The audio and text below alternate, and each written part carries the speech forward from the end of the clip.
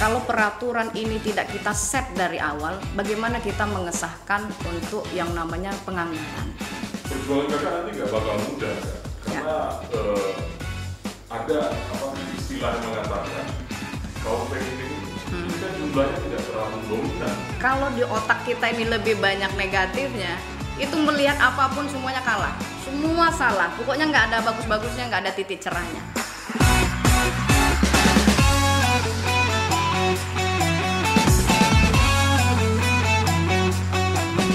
Selamat datang di dunia nyata, karena ini bukan mimpi. Kamila Sari.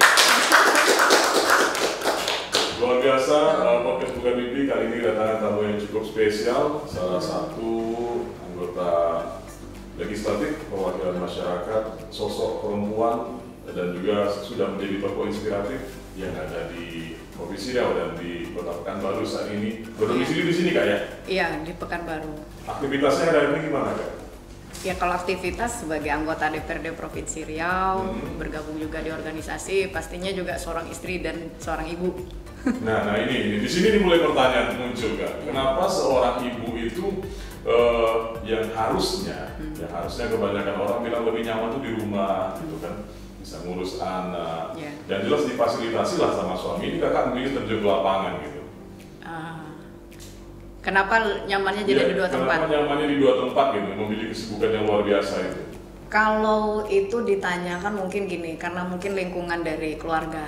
Ayah saya kan seorang wira swasta, memang kalau kita kan nggak jauh, kalau orang bilang apa, apel tuh nggak jauh jatuh dari pohonnya. Jadi yang dilihat seperti itu, kelihatan hilir mudik ayah pas segala macam kesibukan, terus juga memang keluarga tipe yang memotivasi, selama masih bisa kita berbuat untuk orang banyak, kenapa tidak itu.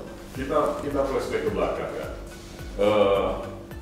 Kita tahu bahwasanya Kak Kamila ini kan berasal dari Kabupaten Rokan Hilir ya. Pernah satu periode menjabat sebagai anggota legislatif. Kemudian naik ke tingkat provinsi selama 2 periode dan informasi yang kami terima kakak juga nanti akan naik ke DPR RI. Ya, alhamdulillah. Lompatan ini yang kakak lakukan ini kan cukup spesial ini. Apa yang men-trigger kakak sehingga kakak termotivasi untuk naik dari satu tingkat ke tingkat berikutnya dan naik ke tingkat berikutnya? Kalau mungkin ada internasional kakak ikut gitu. Kalau ada kesempatan dan kita memang dikasih izin, kenapa tidak? Yang seperti saya sampaikan tadi, prinsip kita memang dari keluarga itu, selama kita bisa berbuat untuk yang bermanfaat orang banyak, ya silahkan saja dari berbagai jalur. Kalau kenapa saya memulai dari nol, memang ayah itu mengajarkan kalau naikin tangga itu step by step. Kalau tiba-tiba melangkah kedua, ada 2 hal kemungkinan, kita bisa mencapai tapi agak kesulitan atau mungkin tergelincir jatuh. Jadi lebih baik kita step by step, jadi memahami betul dan juga kita menghargailah dengan senior-senior yang sudah memulai lebih dulu gitu. Waktu masih kecil kan, cita-cita kakak memang pengen jadi anggota dewan atau karena kan kalau dulu kita kan nggak punya cita-cita itu pengen jadi polisi, pengen jadi dokter, guru, astronot. Nah, kalau kakak dulu gimana dengan melihat sosok seorang ayah tadi yang sudah menjadi tokoh di waktu anak kecil gitu? Ini unik ini. Dulu saya juga kalau ngobrol sama orang, pernah nggak waktu kecil orang nanya jadi anggota dewan sebagai cita-cita? Nggak akan ada pernah. Orang bilang dokter, polisi, tentara ya. Nah kalau ini ya berjalan begitu aja. Waktu itu kenapa saya memulai karir di politik, memang orang tua ini, beliau ini kan pengusaha. Pengusaha memang juga tidak jauh dari lingkaran pemerintah. Nah otomatis kita tahu Riau ini kan lumbungnya Golkar, ya pemerintah pasti memang banyak dikuasai oleh orang Golkar. Jadi mau tidak mau ikut dalam aliran seperti itu, ikut tim ses inti gubernur, jadi memang terbawa apa yang penyampaian dari ayah. Tambah juga memang waktu itu secara pribadi saya itu ingin sekali bagaimana kampung kita ini maju. Rasanya sayang sekali ya kita udah kesana kemari, baik kita di luar provinsi ya, terus juga mungkin di luar negeri, melihat daripada kampung kita kenapa seperti ini, baik itu SDM ataupun juga infrastrukturnya. Ada panggilan nurani juga, kenapa saya nggak bisa berbuat gitu. Anggaplah mungkin orang lihat saya punya ada kelebihan, mungkin secara pendidikan dan hal-hal lainnya. Nah ini mudah-mudahan bisa bantu juga gitu. Kondisi kampung kita sedikit banyaknya kita bisa bantu, ada perubahan baik gitu. Sarjana S1-nya itu kan di bidang komunikasi. Komputer, banyak yang salah loh. Kalau itu ilmu komunikasi, kalau SIKOM. Oh, ternyata komputer ya? Kenapa yakinnya kan juga Kak itu komunikasi? Karena cara komunikasi Kakak bagus gitu. Public relationship-nya bagus. Kalau ketika Kak Kamila itu tampil ke tengah-tengah masyarakat, itu vibe-nya beda kan? Iya. Komunikasinya bagus. Sarjana komputer ya? Sarjana komputer, saya ngambil sistem informasi, itu fakultas IT-nya di Tarumanegara di Jakarta. Oh gitu. Kak, ini kolerasinya dengan dunia politik kan sangat sedikit ini kan. Kalau mungkin S1-nya sospol, mungkin ada kolerasinya. Gitu.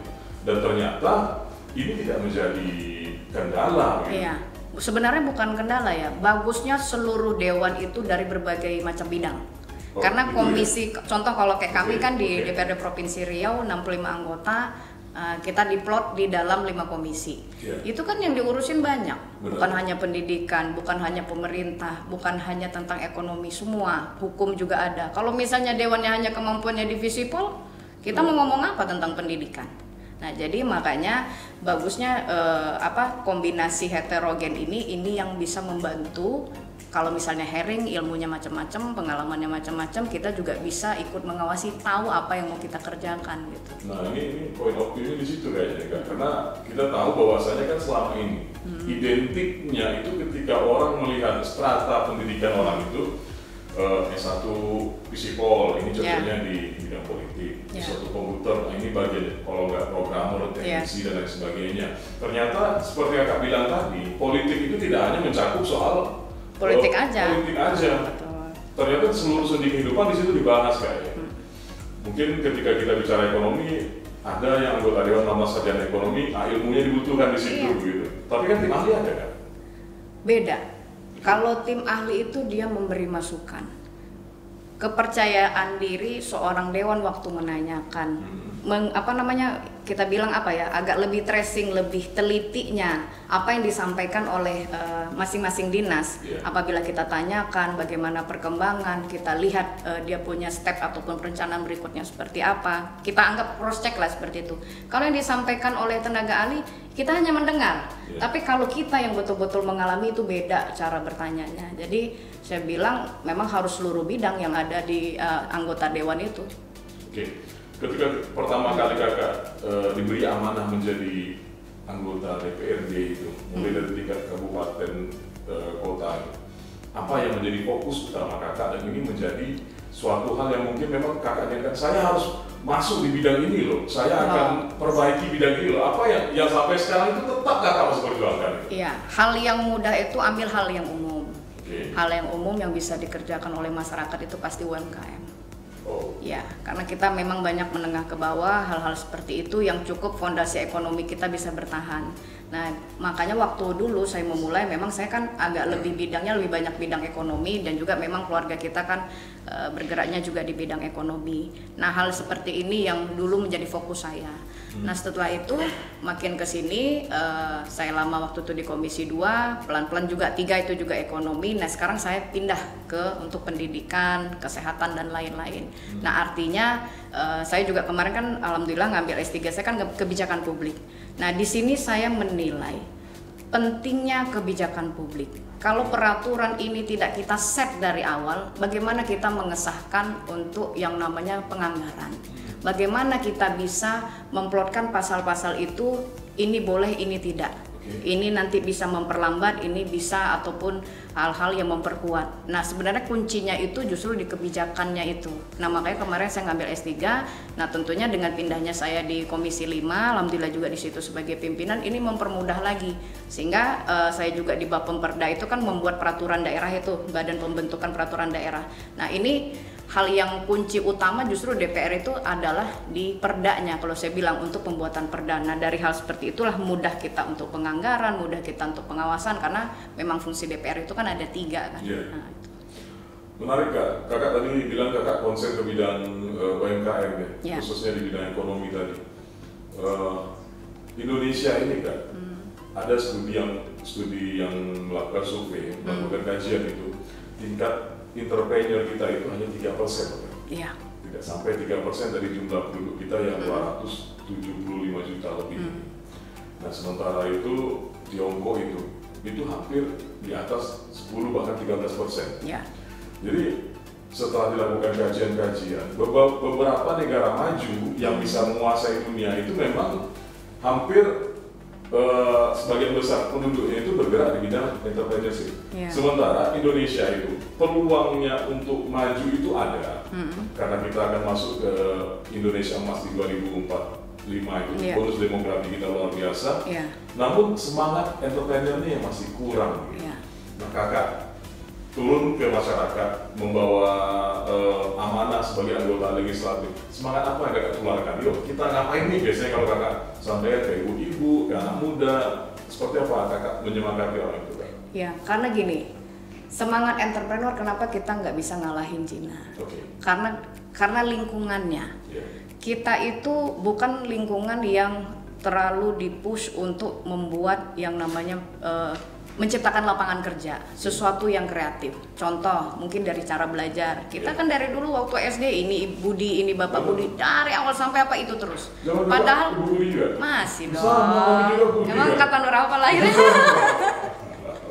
Jadi ketahuan kita lahirnya. Nah, jadi kita lihat di sini berarti kan sesuatu itu apa yang ada di buku itu aja yang dipelajari, gitu kan. Jadi adanya diskusi, kenapa hal seperti ini kalau anak-anak penasaran itu nggak terlalu kreatif. Nah, terus yang kedua, memang juga kehidupan kita ini yang namanya hijrah, pindah provinsi keluar ke sana itu belum tentu semua keluarganya menyetujui.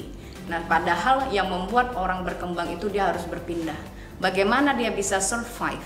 Disitulah yang bisa menentukan entrepreneur dia ini bisa berkembang atau tidak. Karena entrepreneur itu kadang posisinya bisa happy atau bisa turun benar-benar drastis ke bawah. Nah, ini perlu mental yang kuat. Terus kreativitas, dan yang ketiga relasi. Nah kita ini relasi-relasi ini harus dikembangkan. Kita itu cenderung, misal contoh lah kalau kita zaman-zaman dulu ya, nikah tuh pasti sama keluarganya, sepupunya dan lain-lain. Kalau sekarang kan sudah mulai berkembang dengan yang teknologi, orang saling mengenal itu bisa sama siapa aja. Nah artinya ini mempermudah kalau relasi-relasi seperti ini. Misal contoh nih kalau kita kaitkan dengan entrepreneurship itu, kita punya barang ini, orang perlu barang yang ini. Kenapa kita tidak hubungi orang yang kita kenal? Otomatis kan bergulir terus. Jadi tidak ada kata tidak ada. Nah seperti itu. Nah hal-hal seperti ini yang memang harus terus dikembangkan. Nah, dan ini juga memang butuh waktu ya, karena memang kondisi sosial kita, kondisi budaya kita itu beda. Nah tentunya ini bertahap lah dengan kita globalisasi yang luar biasa besar, teknologi, AI dan segala macam, pelan-pelan nanti juga akan berubah. Riau ini punya potensi nggak Kak? Kalau kita lihat sekarang, kita kan sebenarnya kaya loh Kak di bidang budaya, UMKM kita juga banyak yang berkualitas gitu. Tinggal lokomotifnya nih yang menjadi penggerak mereka ini untuk bisa naik ke step yang lebih tinggi berikutnya gitu. Punya peluang nggak kita kalau misalnya ada sosok ini yang akan membawa UMKM kita di ke depan yang lebih bagus ya? Sebenarnya kita nih sangat luar biasa bersyukur loh Riau ini. Kenapa? Kita nilai pertama kondisi daripada geografis kita kategori aman. Makanya orang Sumbar dulu pindah. Mereka dengan longsornya, gempa dan lain-lain. Coba kita lihat posisi kita. Posisinya paling aman. Strategisnya kita bisa dekat dengan Malaysia dan lain-lain ya. Nah kondisi seperti ini, heterogen kita juga seperti di Pekanbaru, kita bisa anggap juga Riau ini kota yang aman. ya untuk menerima orang-orang luar. Nah, hal-hal seperti ini kita bisa nilai lah seperti Singapura, dengan kota kecil seperti itu aja pelabuhan transit bisa menghidupkan negaranya. Iya, hanya sekedar pelabuhan. Kalau tidak lewat dari sini kan nggak bisa lewat sini. Sementara orang akan putar jauh. Nah, hal-hal seperti inilah titik strategis geografis ini yang harus betul-betul dimanfaatkan oleh pemerintah gitu. Nah, sebenarnya kalau untuk UMKM dan lain-lain kita buka aja akses segala macam ya. Misalnya contoh, ini saya nggak ngambil dari sisi luar, saya ngambil dari posisi di Kabupaten Rokan Hilir. Kami punya nama kecamatan itu Sinaboy, berdekatan sekali dengan Dumai. Tapi kenapa sampai sekarang untuk membuka jalur itu belum berhasil, sudah 2 kali gubernur. Nah, ini artinya kan kita melihat sisinya sangat kecil gitu loh. Kalau selama itu bisa membuka 2 jalur, itu otomatis kan perekonomian jadi lebih baik. Jalurnya Rohir kan tidak harus melewati ujung Tanjung, tapi kan bisa langsung ke Dumai. Nah, hal-hal seperti ini seharusnya juga bisa mensupport, membantu UMKM. Jadi geografinya dekat, Pak ya? Sangat dekat. Kalau secara wilayahnya, Dumai sama Sinaboy. Kami baru dari sana loh, Pak. Nah, makanya. Waktu lalu, nengok jembatan ya? Iya, Pak? Jembatan ada jembatan yang baru dibangun itu resmi oleh yang Tiongkok, ya. Oh, jadi kalau akses itu dibuka? Wah, itu luar biasa besar. Kenapa? Dumai ini kan kita bisa anggap kota industri juga, kota pelabuhan. Dan cukup maju ya.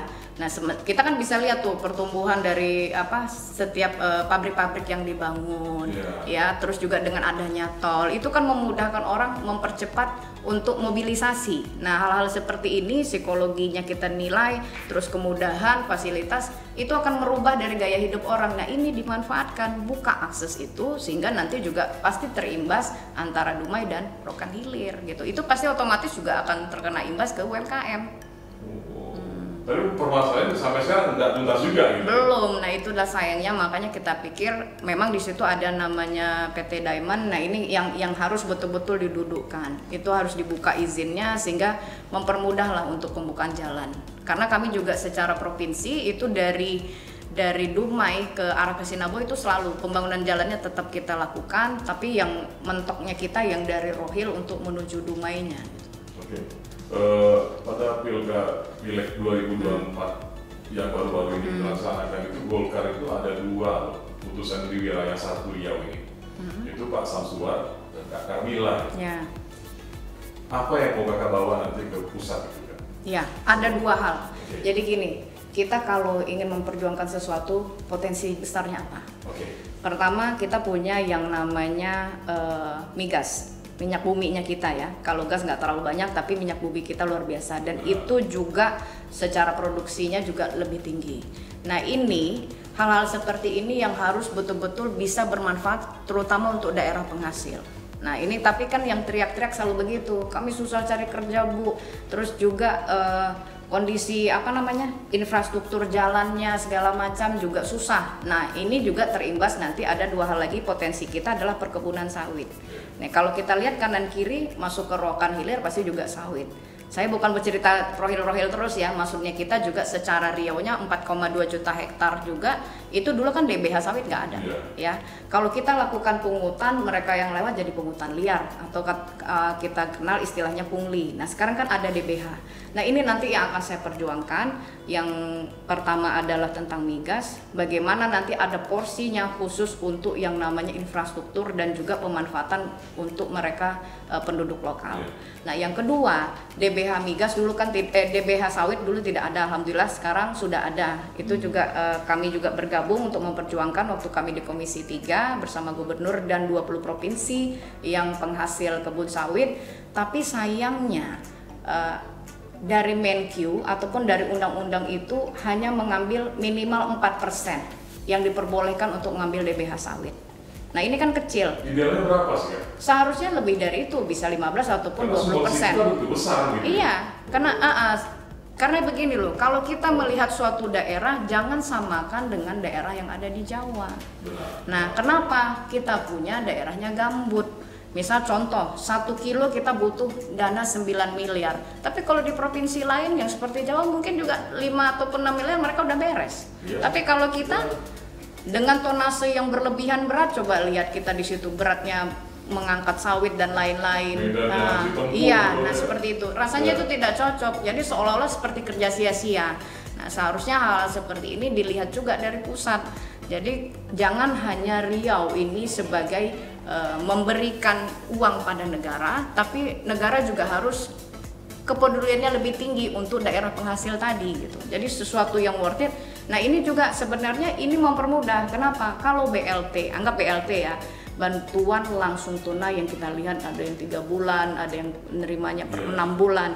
Lebih baik kita baguskan daerah itu, sehingga di situ ekonominya bagus daripada hanya segelintir orang dapat untuk bantuan-bantuan yang tadi yang kita anggap itu memberi ikan. Tapi kalau kita gunakan semacam infrastrukturnya, gimana nggak naik harga sawit? Iya kan? Gimana mereka nggak ada akhirnya kan punya kemampuan uang untuk bisa menyekolahkan anaknya di tempat yang bagus, mungkin juga secara kebutuhan hidupnya sandang pangan papannya juga lebih layak. Nah hal-hal seperti ini akhirnya kan memudahkan pemerintah juga. Kita tidak terlalu memikirkan subsidi lagi, tapi kalau kita infrastruktur seperti ini yang kita semua udah tahu kok, urat nadi perekonomian itu infrastruktur jalan, ya udah fokus aja di situ. Nah ya hal-hal seperti inilah sebenarnya dana ini sudah dimiliki, tinggal sekarang bagaimana kepedulian pusat memberikan aliran itu agak lebih banyak dan mengontrol bagaimana pengawasan betul-betul dijalankan, membuat sesuai spek, membuat juga mana yang betul-betul diprioritaskan untuk yang jalan-jalan yang harus pertama kali kita bangun. Perjuangan kakak nanti nggak bakal mudah kan? Karena ada istilah yang mengatakan kaum feminin ini kan jumlahnya tidak terlalu dominan jika dibandingkan dengan kaum maskulin kalau untuk di lembaga politik ini. Kakak pernah nggak dulu merasa begini kak, ketika berhadapan dengan bapak-bapak ini di lembaga legislatif itu, ini kayaknya perempuan kurang dipandang ini karena kita minoritas atau bagaimana, atau kesetaraan itu sudah mulai terjadi sekarang? Awal iya. Sekarang enggak. Kenapa saya bilang begitu? Contoh dalam satu ruangan ini berapa perempuannya? Ya, lebihnya laki-laki. Sekarang aneh nggak lihat perempuan sendiri dalam ruangan? Kalau sekarang udah enggak. Nah sama seperti itu. Kenapa orang sudah berubah pikiran? Tujuan Carmilla duduk di sini apa? Dia podcast menyampaikan. Bang Heru juga apa? Podcast. Kita sekarang ada tujuan, ya. Tujuan kita hadir bersama di sini. Carmilla ingin podcast menyampaikan apa yang bisa dia inspiratif kepada masyarakat. Nah, Bang Heru juga seperti itu. Saya punya program kak. Bagaimana saya meningkatkan rating? Saya punya kegiatan dan juga menilai image positif pada kami. Nah, jadi tujuan ini yang kita lihat. Jadi sekarang orang tidak melihat gender lagi. Selagi dia mampu kerjakan. Nah, tentu juga dengan ilmu kita bermacam-macam ilmu. Ada ilmu psikologi, ilmu juga hal-hal lain yang tentu orang ada kepentingan. Selama kepentingan itu tidak harus saya melalui laki-laki terus, atau mungkin tidak harus melalui perempuan. Selama itu bisa kita kerjasama, kenapa tidak? Iya kan? Nah jadi hal-hal yang dianggap feminin segala macam, kalau dia mampu lakukan ya kerjakan aja. Sama saya juga punya staff, orang pasti tanya, Bu banyak perempuan apa laki staff ibu? Siapa yang bisa kerja itu yang saya pakai. Itu saja. Poinnya di situ. Jadi kalau misalnya dianggap feminim akan berjuang keras, saya bilang tidak. Kenapa? Bagaimana kita menempatkan timingnya, bagaimana kita menempatkan orangnya. Ya itulah makanya kenapa saya setiap kali ngomong sama mahasiswa, ikut organisasi. Kenapa? Dengan organisasi itu kalian belajar berbagai macam karakter orang, bisa tahu menempatkan orang ini berperan seperti apa, dia saat ini dimajukan, yang ini nanti dulu, yang ini isu apa yang mau kita keluarkan. Nah hal-hal seperti itu memudahkan, sehingga hal-hal seperti ini sebenarnya tergantung niat kita. Kalau kita mau ada aja jalan. Kakak mulai berorganisasi sejak kapan? Sebenarnya saya kalau dari, ya ini agak unik juga, karena saya dulu bukan orang organisatoris lah, bukan sama sekali. Bukan tipikal mahasiswa yang memang ikut demo, ikut camp, bukan gitu ya? Tapi memang kalau saya lihat dari kecil saya memang nggak bisa diam gitu loh. Artinya saya tuh suka habis kegiatan ini. Tapi kalau saya organisatoris ini mulainya justru betul-betul kencangnya di DPR Kabupaten. Dari situlah saya memulai, oh ya manfaat organisasi ini ternyata. Terus juga kita menerima lebih lemahnya orang di situ. Apa manfaatnya kegiatan ini? Justru awalnya di DPRD Kabupaten. Maksudnya di kampus itu bukan tipikal yang hobi aksi, hobi mengkritik gitu, bukan ya? Bukan. Justru yang datang kuliah pulang gitu. Pulang sih, bukan pulang-pulang juga, maksudnya gini, karena kan orang tua itu juga banyak minta tolong kegiatan-kegiatan yang bisa mungkin ada perlu cari barang atau mungkin ada urus ini. Nah saya tuh terbiasa begitu, intinya saya tuh sering memanfaatkan waktu tuh nggak pernah kosong aja. Nah itu aja sih lebihnya, mungkin udah terbiasa hilir mudik. Tadi dari diskusi kita ada yang menarik, kakak bilang kalau kita mau maju tuh paling tidak hijrah lah. Iya, itu dia. Kakak kan dari Rohil yang kuliah di Jakarta. Gitu. Ketika anak daerah Rohil melihat Rohil itu dari luar kota itu seperti apa? Nah ini dia unik nih, benar. Orang melihat orang daerah itu sepele. Benar. Salah satu juga saya bikin podcast tentang, kalau ikutin podcast saya, itu kan lebih banyak wirausaha muda. Benar. Kenapa? Supaya orang luar, terutama orang-orang yang di kota besar itu menilai orang daerah jangan sepele. Benar. Nah, mungkin karena tidak diberikan kesempatan, atau mungkin karena dia tidak punya akses ataupun mungkin channel ya, orang-orang yang bisa membawa dia. Nah, itulah kalau hal seperti itu ya kita menyikapinya ini aja sih, apa ya, kalau orang dia punya hak kan, punya mulut kan, punya pikir, dia terserah. Bebas kamu aja. berpikir ngomong apa, mau apa ya, dia kan pasti tanggung jawab sendiri apa yang dia sampaikan.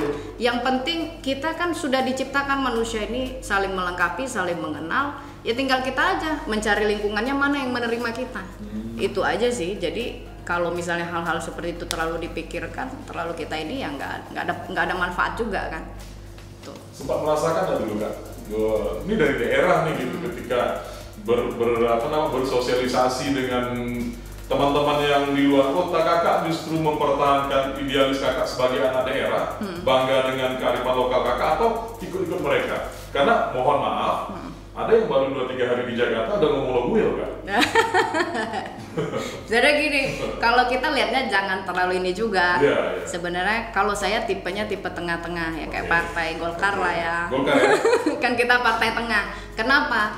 Kalau tengah-tengah kita adaptasi. Yeah. Boleh kita pakai logo ya, apa salahnya? Nggak ada Artinya masalah. kita mempermudah supaya akrab.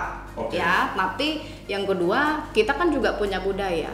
Dia yang terlalu bebas, misal contoh seperti itu, kalau kita kan dengan orang tua tuh apa-apa informasi ya, terus juga apa-apa izin dulu segala macam. Nah ini jangan ditinggalkan, kita lihat plus minusnya.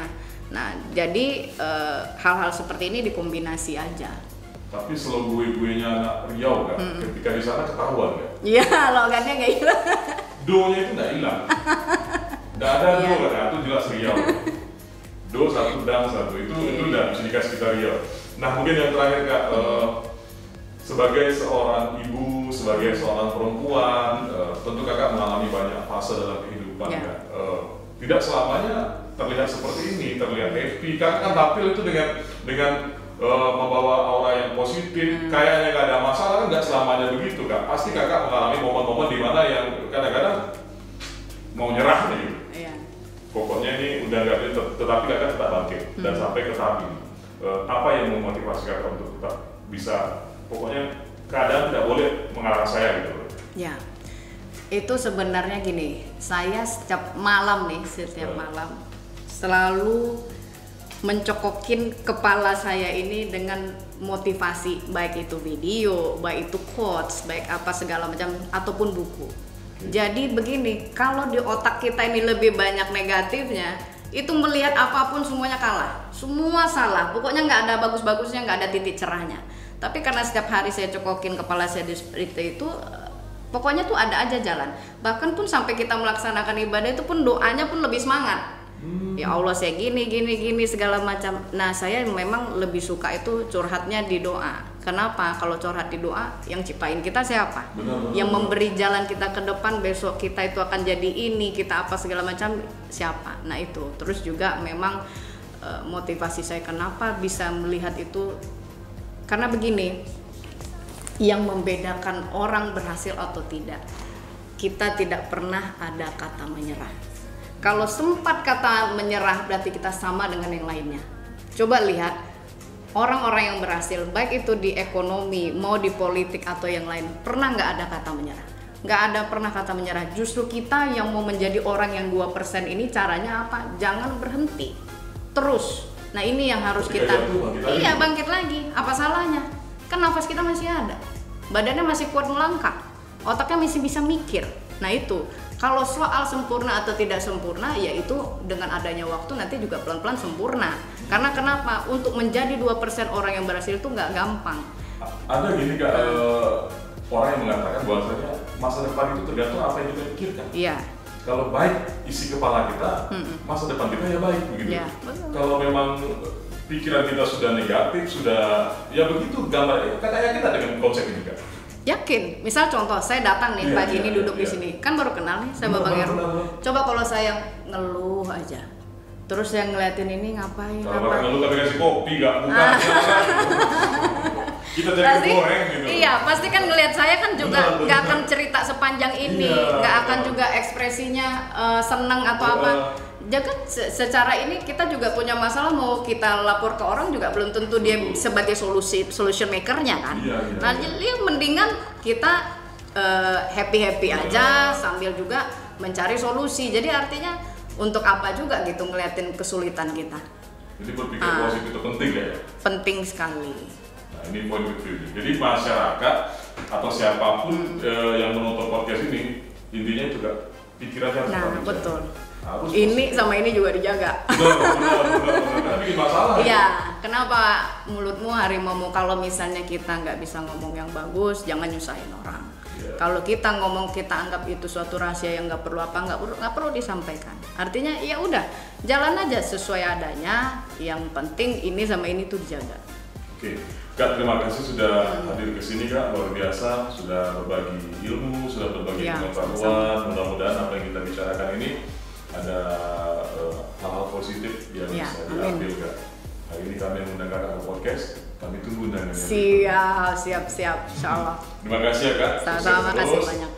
Mudah-mudahan amanah yang diberikan masyarakat Riau ke Kakak ini bisa menjadi hal yang baik ke depannya untuk merubah Riau menjadi lebih baik. Amin. Mohon doa dan mohon dukungannya terus, bukan pas saat caleg aja. Amin. Selamat datang di dunia nyata, kami bukan mimpi, Carmila Sari.